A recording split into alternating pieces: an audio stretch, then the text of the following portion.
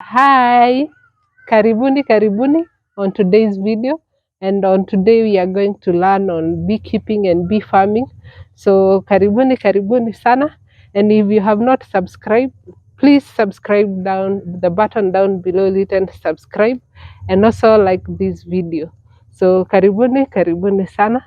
So I like to welcome my guest to introduce himself.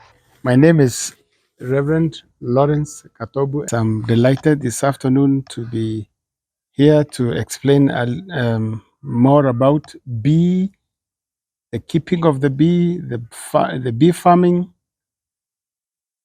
the beehive making, and apiary construction where the beehives are kept, a shelter, and finally the whole aspect of apiculture. Apiculture is the everything to do with bees, as opposed to agriculture. Now this is apiculture. I've been doing this for more than 20 years, and the whole aspect of apiculture, and to date I'm an established apiarist. Apiarist is the one that deals with apiculture, keeping of the bees, and advising people the benefits of bees, and how they can keep the bees in their areas of interest to make sure that the bees do the work on through which God created them to do. Thank you very much. Maybe before we continue, what the difference of beekeeping and bee farming? Yes, for a very long time, Uh-huh. the expert who deals with beekeeping have been looking at the bee in particular as an insect and what it does. And it has been found that bee, from its initial creation, purpose by God, was to help in food production. And food production deals with farming. So the terminology bee farming. However, there is also the aspects of beekeeping where now you do not rely upon the bees that come from the wild. Now you keep the bees so that they can do the pollination in your specific farm for the specific foods that you are growing. Yes, that's the difference. But those the two terminologies are put together so that we now refer as beekeeping and bee farming. Yes. Okay. So now having understood what is beekeeping and bee farming, so I'll interchange in my side. I'll interchange beekeeping and bee farming.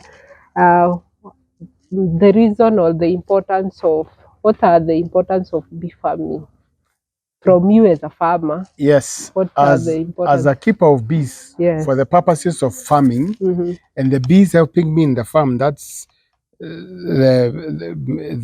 actually this is the reason why the terminology was developed of bee farming.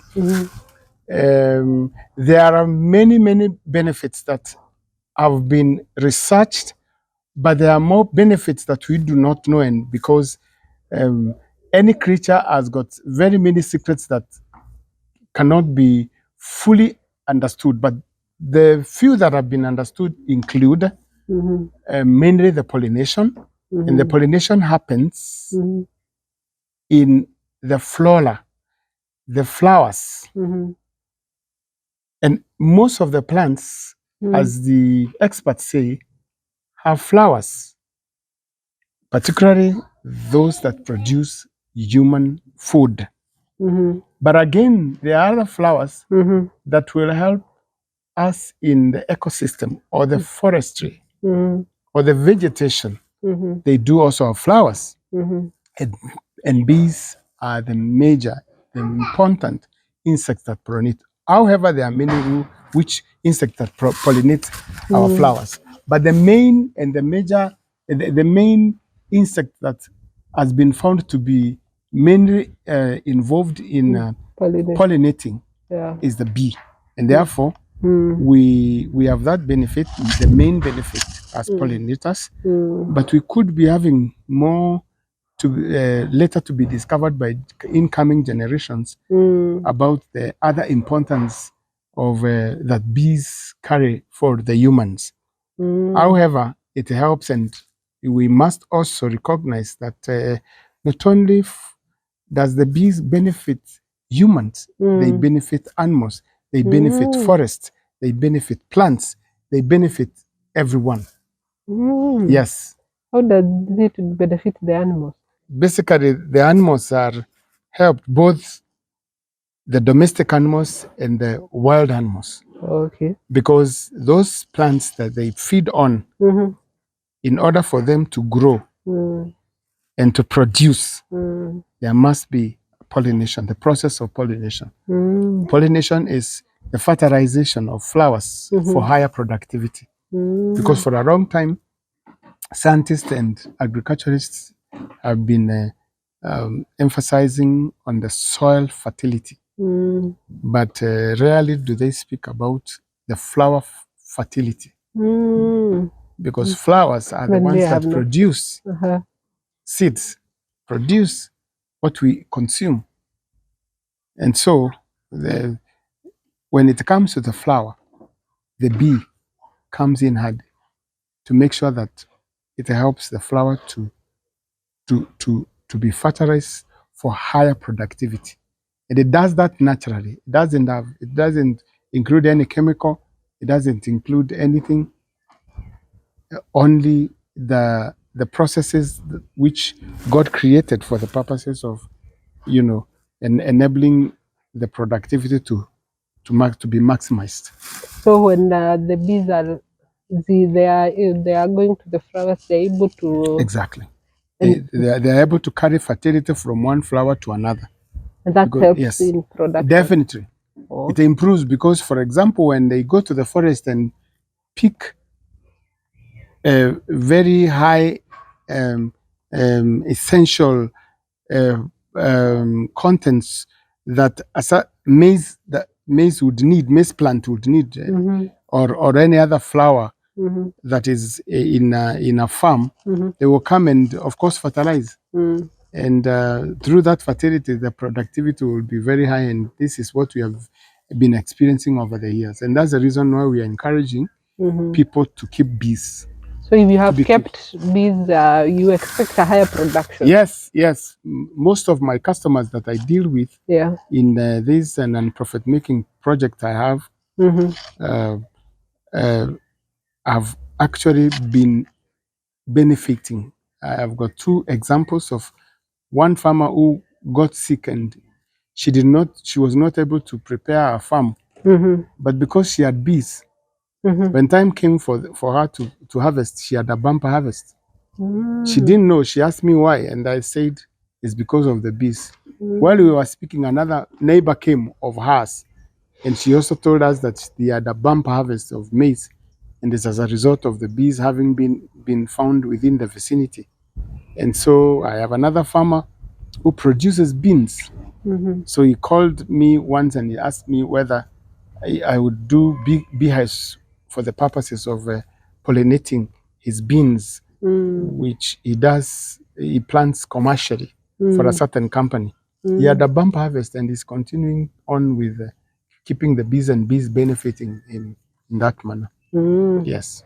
So now to our community, to those people who are watching us, now apart from the production, having a good production, your farm production, like beans or what are some of other benefits that you can say bee farming it have to the community? Bee farming will improve. Right now, majority of farmers who are doing hash avocados,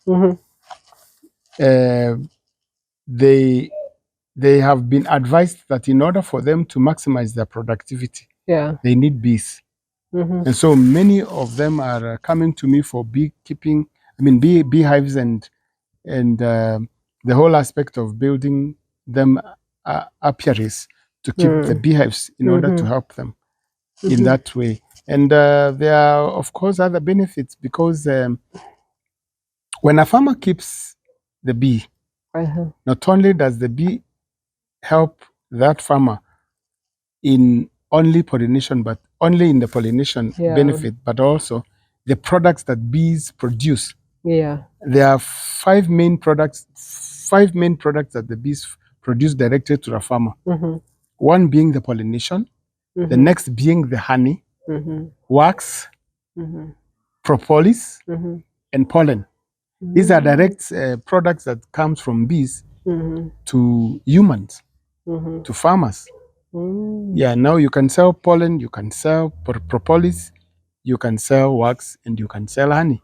And it helps you. And it helps, of course, it has got very high health, and dietary and nutritional values that are also medicinal. And there are several farmers who have been benefiting from a certain product which I produce. I have a special product which is medicinal and it has been tested, and I've been found to be boosting people's health, particularly those people who have challenges in immunity. Yes. Yes. Okay, so I think we have understood some basics of bee farming, the reason, the importance, and why even why we are supposed us to keep, or to the aspiring farmer, why they are supposed to exercise the bee farming. So from that, because you told us you deal with even beehive construction. Exactly. Yes. So do you do it? You have somewhere that you do it, but you still do it just locally, as in your home place. Yes, I started doing beehives in 2004.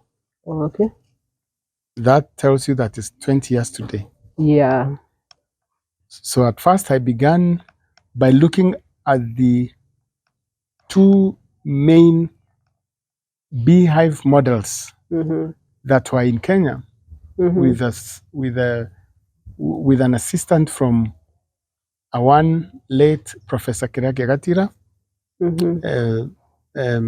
Those who know Professor Kirake Gatira very well, he was the first Kenyan. He was among the first Kenyan to do a PhD in bee. And the whole aspect of beekeeping. And so I was privileged to sit under him for several months. And he taught me the various aspects of the models that were there. And so he told me to develop. He actually expected me to continue developing in improvement of the models as a result of the information that he gave me. And there was a Kenyan version of what we call top beehive, TBH. This is a model that was modeled after the traditional kind of a hive. But of course, when those who produced top beehive started doing it, they were picking from the old version on the old model.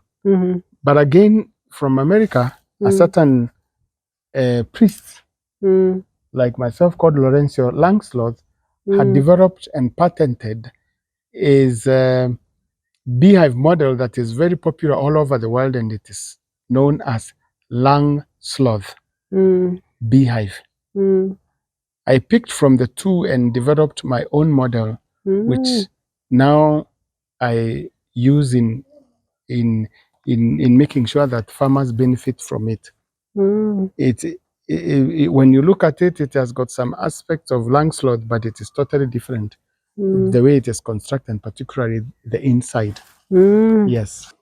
For a very long time, people have been developing various models, some plastic models, others concrete models, others using various kind of materials. But from the study, it has been found that bees dwell in an habitation that is timber, dried timber environment. Dried timber means that every other material for bees that is not very suitable. But timber, dried timber, is very, very suitable. But inside it, and the inside matters a lot because bees dwell in a colony that is handed by a queen. And so you must create a room, first of all, that is suitable for the bee queen to live in, produce the eggs, and go through the processes of taking care of the colony and all the processes that are involved inside without being interfered. And therefore, Lang's law, the hive that has got two chambers is the most favorable because it has a chamber that we call brooder box, the lower part that is big and very, very important for it to accommodate the bee queen bee, and the rest of the other bees for the processes of the colony in its existence.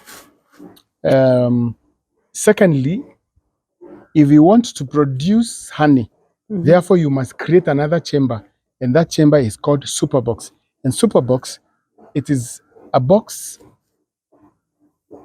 an upper chamber that contains bars where bees hang the combs, and in those combs they only store honey, pure honey, without it being mixed with eggs like in the lower chamber, because combs are used for other purposes, not only for storing honey.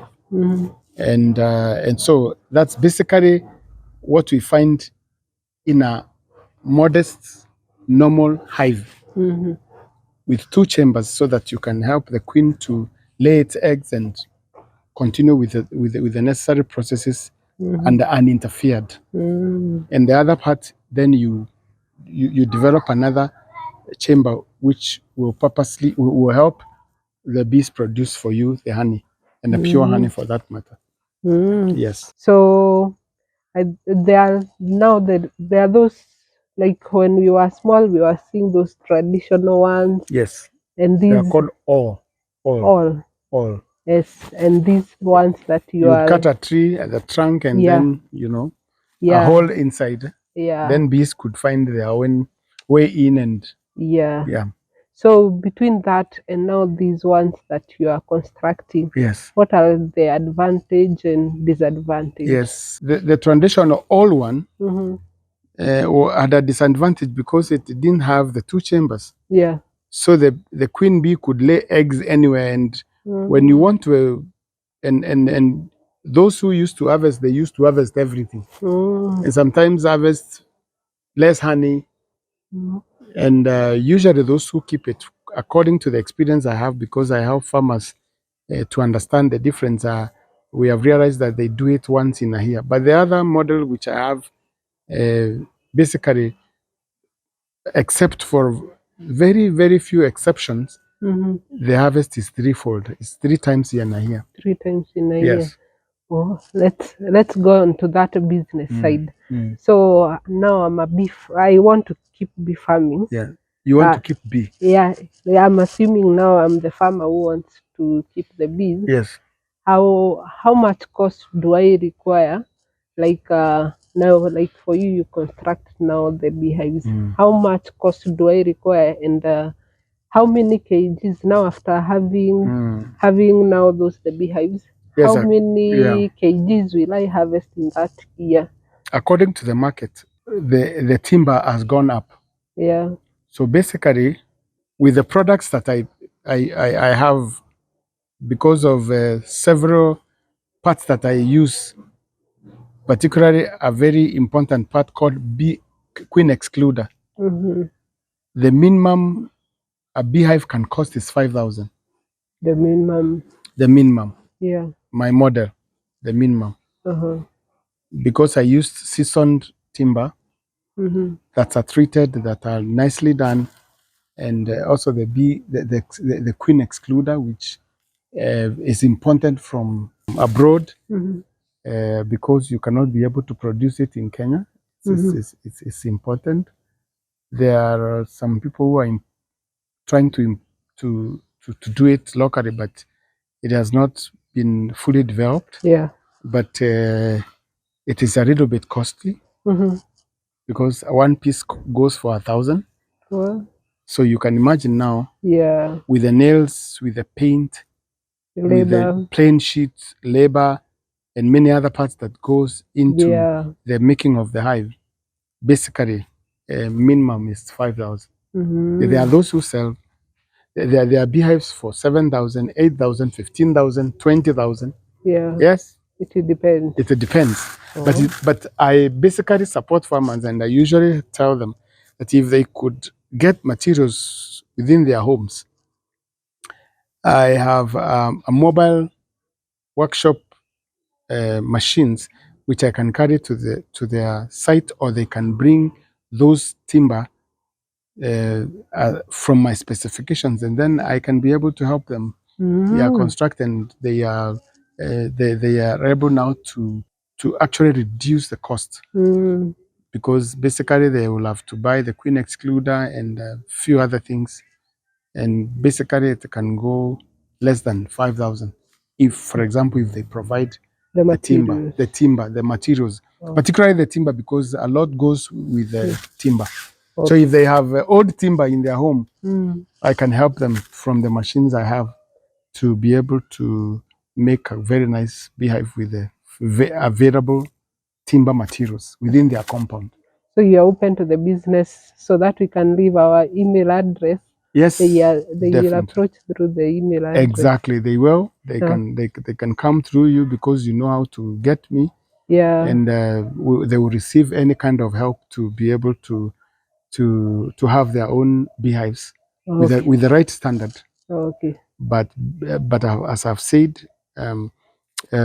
timber is the main thing. And if you have timber that you're not using, but it's a clean timber, in the backyard, instead of allowing it to be destroyed by termites, and you can use it to do a very nice hive, and it can bring a lot. And finally, let me also advise that through the research that I've been doing, and because of the global warming challenges and where we stand, Yeah. hives should need to be stored in a shelter. Okay. That is a must, in a shelter. And so I why make so? shelters. They are called apiaries. Uh-huh. Yeah, beehive shelters are called apiaries. I usually help farmers to construct them. The smallest can accommodate 16 hives, the smallest, with 3 meters iron sheets, two only. And why do you advise to have a shelter? I advise because bees have been found not to thrive in their life and in their activities when they're in an open, when their hives are in open, because bees love cleanliness. They do not they are affected by excessive heat, excessive wind, dust, and other disruptions. They love quiet Yes. places, and that's the reason why most of our viewers probably have had experiences where bee swarms have gotten into their homes and roofs. Yeah. And that's the reason why, and I'm saying they love a shelter, because a home has a shelter Yeah. on top of your ceilings. And that's where the bees find their habitation, and they love that very much. Formerly, of course, people used to think that bees can be kept outside, but these days we have realized through the research and through informal research and our experiences that if you're a bee farmer, if you're a beekeeper, you need to store your hives in a shelter. Yes. And now maybe there is a person who is on a very dry place, Yes. another person maybe who is watching us in a very cold place. Mm. Do we have specific climates for bees No. for them to thrive? No. Uh, Wherever you are, if you have seen bees around Mhm. your compound, that tells you that that's a place where bees are found. But if you have never seen bees, then don't even imagine. Unless you want bees to be important from the areas that they are, but bees would love to stay where they can get nectar within a radius of 8 kilometers. Mhm. So within a radius of 8 kilometers, if the bees are able to get flora to take nectar from them, Mm.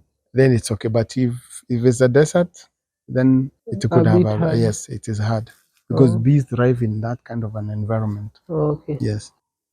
I would like also to say, finally, bee hives and the construction of shelters that are called apiaries, you need to have an experienced person. Okay.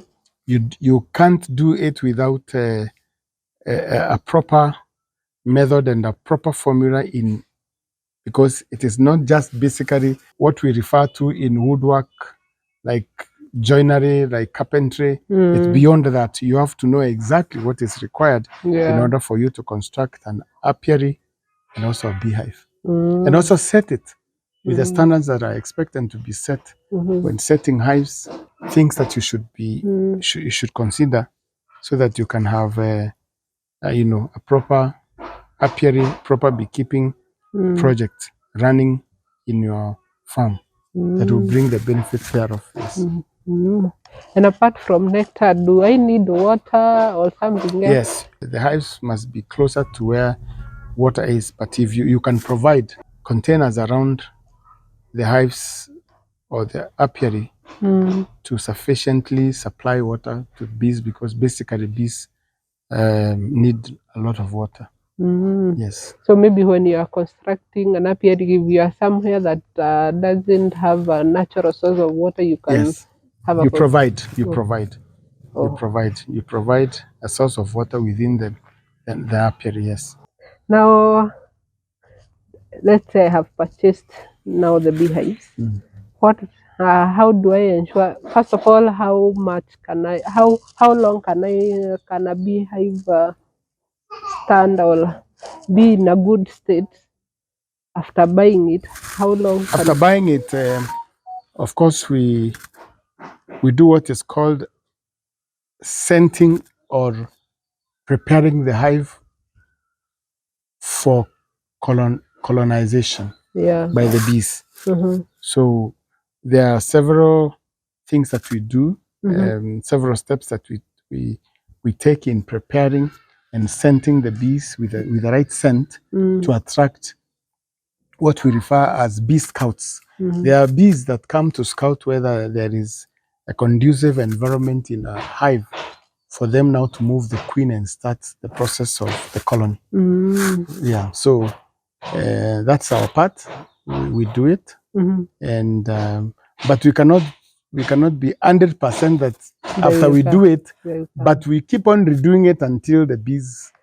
Yes. Finally, our beehives do produce bees.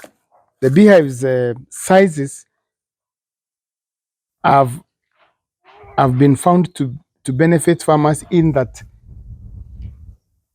if the population of bees exceed between 45,000 to 60,000, there is a likelihood of what is referred to as bee colony division, whereby another colony is divided from the original colony, and then the farmer gets the benefits of having from one beehive a colony reproduced to start up a new colony for in the second or in an already prepared hive. So these are the benefits of the product that we do. Okay. Yes. And how long As in, can it stay in my shamba until now? I can't use. How many years? We have never known how long, because you must realize that the timber that we use is a mature timber. Mm-hmm. And what bees do, they use a product which they extract from trees called propolis to kind of cement inside Mm-hmm. of the hive, and that one causes the hive in itself from the inside even to the outside to create a more durable kind of a position to the hive, which will stay for a long time. So the propolis in The a propolis is a gum-like extraction that bees get from trees. so those ventilation they Yeah, stick they do that, but they also the timber inside, yeah the inside part of the timber, yeah they kind of cement it, cementing like putting a paste. They yeah paste its walls, mm, and because it's a product that is from a trees from trees, it is very good in standardizing the timber and its life, lengthening its life, oh so that now I may not know you can exactly basically how long, but from the experiences of the traditional hives, yeah of course, our great fathers and great grandfathers left our fathers and our great and our grandfathers with a lot yeah of hives, yeah which are 100 years plus. yeah So I mean, the life of a hive will be determined by how the farmer maintains and takes care of the hive itself and where the hive is stored. and how do I take care now You ensure must that make sure that the insect that destroy a timber are kept off from where the hives are by using anti-chemicals or products that are both friendly to the bees but unfriendly to the destructive insects, or yes, and also from any kind of form of destruction, either by humans or animals. Yes, and that's the reason why we prefer that the hives are kept in a shelter, because that shelter is closed and closed. That shelter is kept from interferences from humans and animals, yeah and therefore it will render the hives a better time, yes, and more time for the farmer to get the benefit thereof. yeah now is you are a beekeeper and also a beehive Yes, constructor I'm yes, up here I'm an apiarist. yeah what are some of the challenges that you face Yes. and maybe what have you been able to address and what maybe you are still figuring it out First of all, we have had challenges of pesticides farmers use, because they are unfriendly to the bees and they may cause bees to die or to run away, to fly away. Secondly, there is a challenge of global warming, yeah where bees are not able to get enough nectar, and the heat waves becomes a challenge to bees, because a bee may not be able to survive in a very in a high temperature, yes, kind of an environment. We have had also, as a result of global warming, a lot of rain affecting the production of flowers, and sometimes also affecting some places. If you have not built a proper apiary, water lodging in the hives can be a problem, because bees will not, stay in that kind of an environment where it is there is a lot of water, and there is effects of water in a wood caused by a lot of chemical reactions as a result of water launching in a wood. produces fungal, and that one is not, bees may not be able to live in survive. Yeah. Yeah. Oh. Yeah. Oh. Wet areas, wet surfaces. So those are challenges that we have had, and also we have had challenges of predators like honeybird, honey badger. We have also had challenges of interferences by destructive human interferences, like people coming. Recently, I had a customer whose hives, which were kept outside, a group of drunkards came, and because they use it to make local brew, came and destroyed all the hives and got away with the with the combs. And that's the reason why we advocate and encourage farmers to keep their hives in apiaries, which are enclosed and padlocked. Yeah. Yes, for safety. Yeah. So we also have other predators that are that fight against bees, and these are some of the insects. But we have developed some ways of keeping them away by applying some substances that are friendly to bees but unfriendly to such predators. There are several. Oh. There are several. Okay. So maybe as we are about to finish, what another thing that maybe in your farm, what are some of the techniques or some innovative techniques that you are looking forward to apply or you have applied? What's and the new things in the market? What are you looking forward to have in your farm? First of all, is to make sure that I plant more friendly and flower plants that bees love, like sunflower, chia seeds, canola seeds, canola plants, and other plants which will help my bees produce honey with added value for the market, for better marketability. I'm also intending to make sure that I improve on my apiary, so that in case of interferences from human or animals or insects or predators,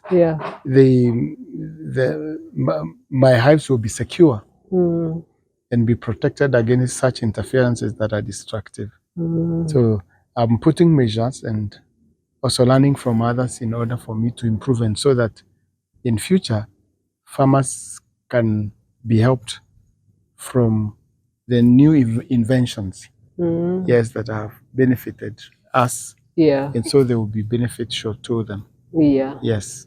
So finally, now to someone who is he just have a desire True. to start a bee farming or beekeeping, whichever. So what can you advise? Where can he start? Yes, the first place to start is to use the social network, Yeah. and gather enough theoretical materials and information found there. The next level is to find people like ourselves, the apiarists. Yeah. Identify them, go to them, and get help. Because if they are left with the social network information, that is a theoretical information. Yeah. It's not practical information. Therefore, they will find it very, very difficult to continue or even to start.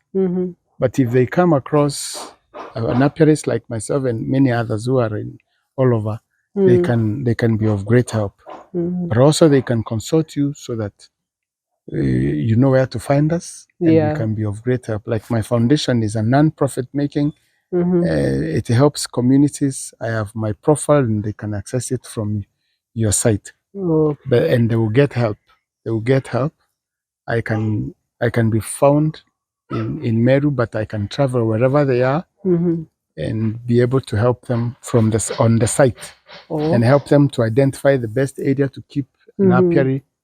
What materials do they have at the backyard that can assist them in developing, making hives, and how they can start the beekeeping.